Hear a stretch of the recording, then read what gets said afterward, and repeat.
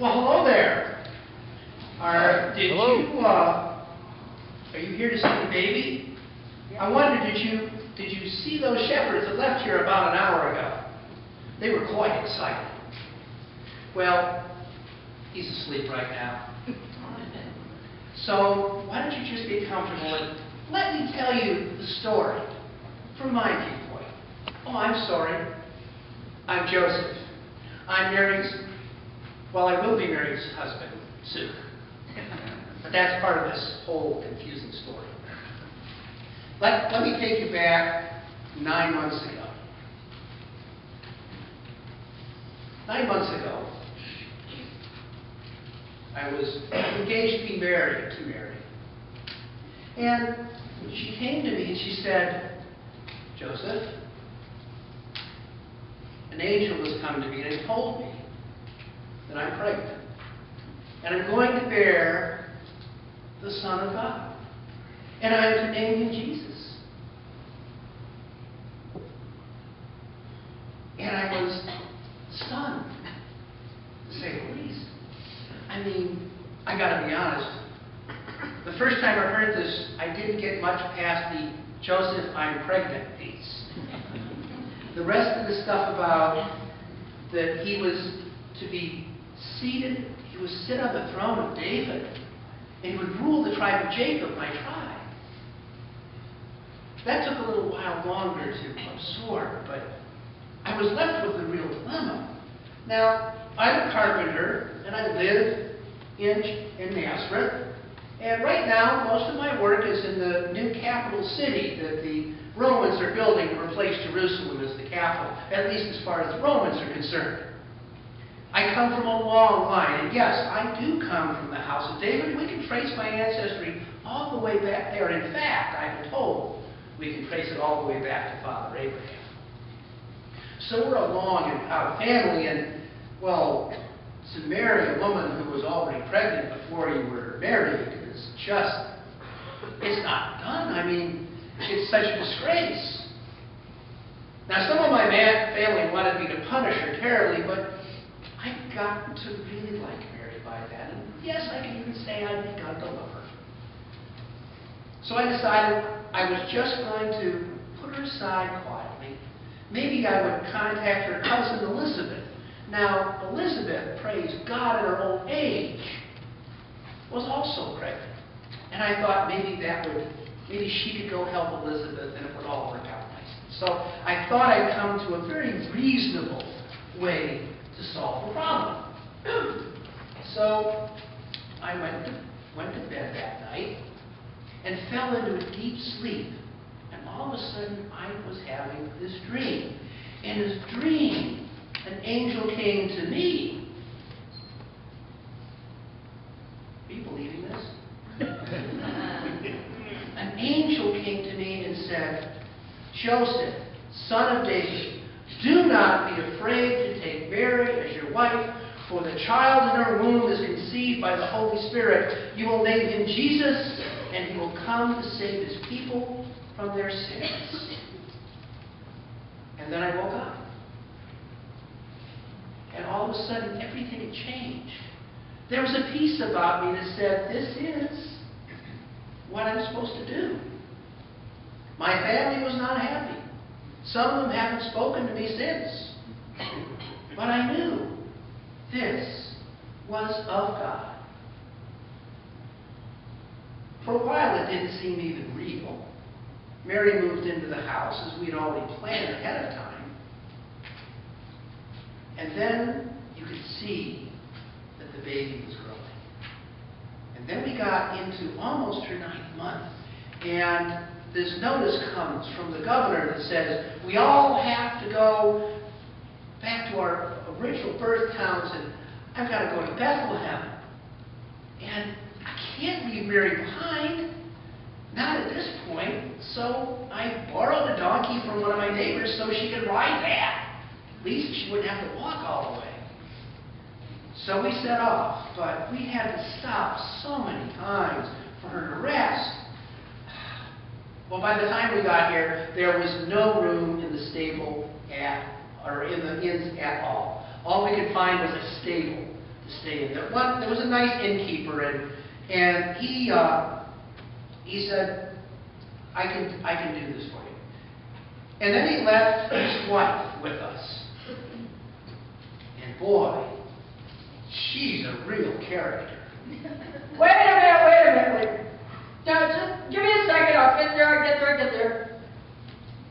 Well, hello. I'm Hannah, innkeeper's wife. And if you're here for the census, well, our inn is full. We are filled to overflowing. In fact, the cave where we keep the animals, it's been taken. But because of the census, we've had droves of people coming into Bethlehem. It's been great for our business, but it's totally been disruptive to the town. And these men, they're bringing their wives with them. Why are they bringing their wives? The census only counts the men. And then we had this older man who showed up at our inn, and he had a very pregnant wife. She was riding on a donkey. I was amazed she hadn't had a baby on her way to Bethlehem. She must have been, she had to be 9 months pregnant. She looked like she was going to have the baby at any moment. And this poor fellow, he was so desperate to find a place for them to stay. And of course, we were full. But then it occurred to me, we have the cave where the animals are stabled. And we had just changed the hay. So I suggested to my husband that they could stay there. At least they would have out of the elements, they'd have shelter for the evening. And in the suggestion, you could see that this man visibly relaxed. And so my husband took them over to the cave, and I went back into the inn to take care of our guests.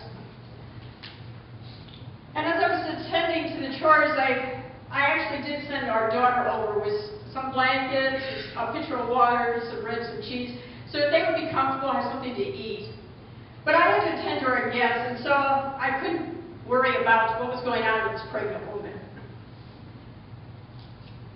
But it did bother me that here she needed to be with other women. As I was thinking about it, she needed to be with other women and have a midwife handy, because here she was, and she was about to deliver a baby, it appeared, and yet she had made an exhausting journey.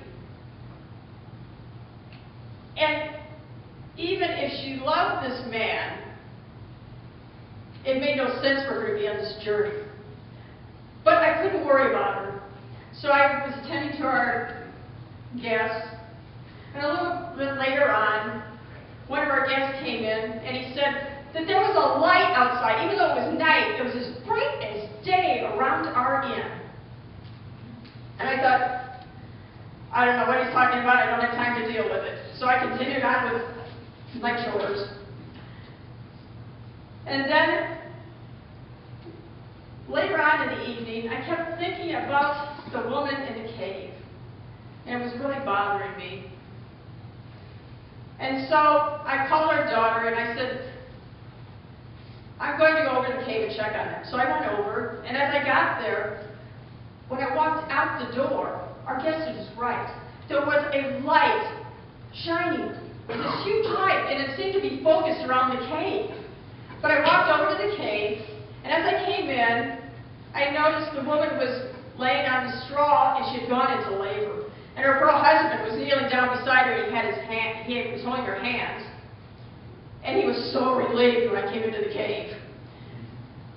And normally, we would send the husband away, and the women would gather around and help her to deliver the baby. But in this situation, I told him to stay because she needed his support. So I was the midwife, and he actually told me that his name was Joseph, her name was Mary, this was her first birth. So luckily for all involved, it was an easy birth, it was a short birth, and so she was delivered of a baby boy.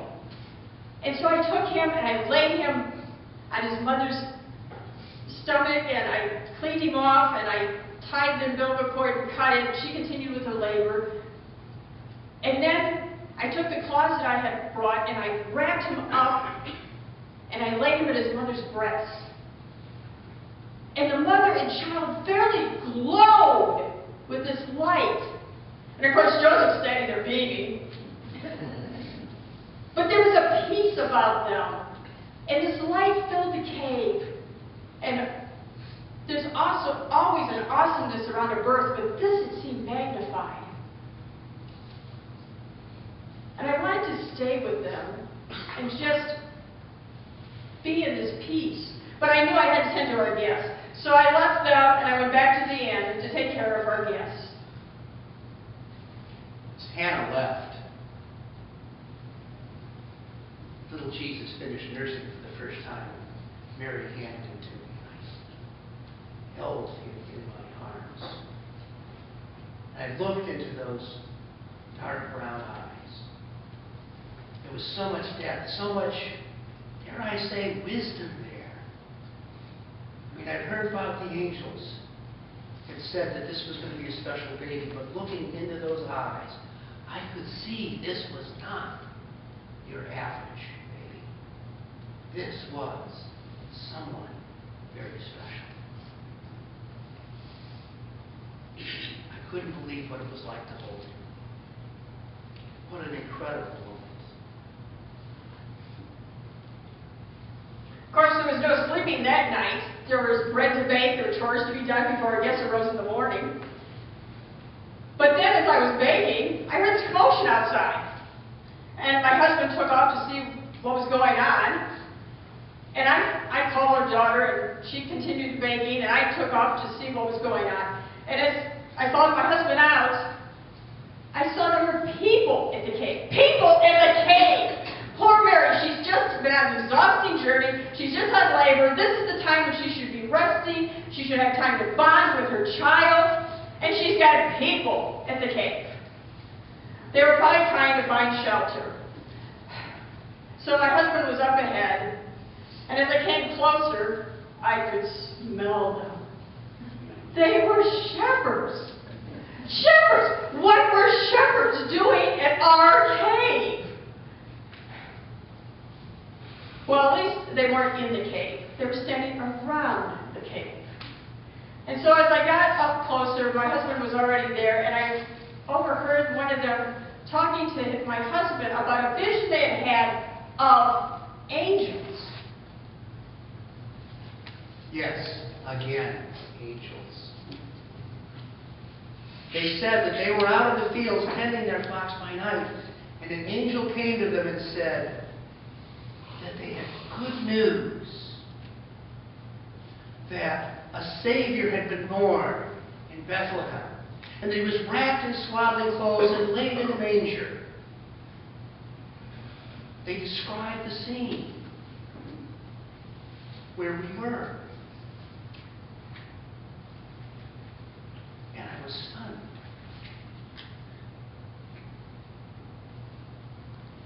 And I pushed my way through the shepherds, and we got in, and there was Mary. She was lying in the straw, holding the baby. And Joseph was standing nearby. And so I went and I sat down, and there was such a peace radiating around them. And the cave was filled with light and with love. And I wanted this moment to last forever. And then Mary asked me, she said, "Do you want to hold the baby?" And I hesitated. And then she handed me her newborn son. And I held him. I held this child in my arms. And he radiated such love. Such love. Would you like to hold the baby?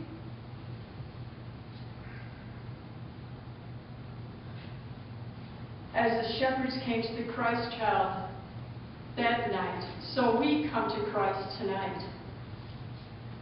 Let the love of God fill you this night as it filled all of those in that cave that night. And then take that love out into our dark and hurting world, praising God for all that you have seen and heard.